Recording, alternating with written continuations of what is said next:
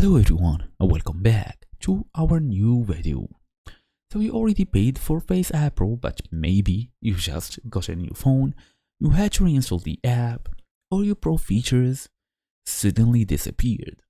Don't actually panic, and definitely don't buy the subscription again. You just need to hit the Restore Purchase button. So this button tells the App Store to check your ID and see that you have already paid, then it would easily reactivate your Pro status. In today's small tutorial, we're gonna go through how to restore purchases in FaceApp fast and easy as usual. Let's get started.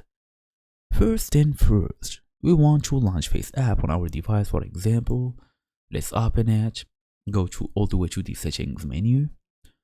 Then you will be able to see multiple options: general, appearance, support, privacy and legal, rate the app, and all of this. If you can see restore purchases inside the settings menu, just go ahead and tap on it. Don't actually tap Go Pro or whatsoever, since it will take you to the other window to buy the Pro again.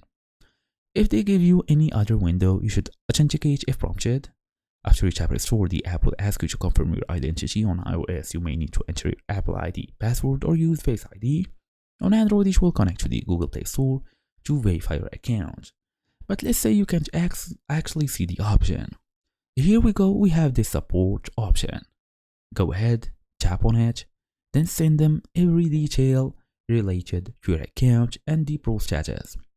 They will see the case, see the number, see the purchase, the bank details. Then if you actually paid for the, I would say, subscription, they would give it back to you, so don't actually worry. That's the whole idea. Thank you for watching. I'll see you in the next video.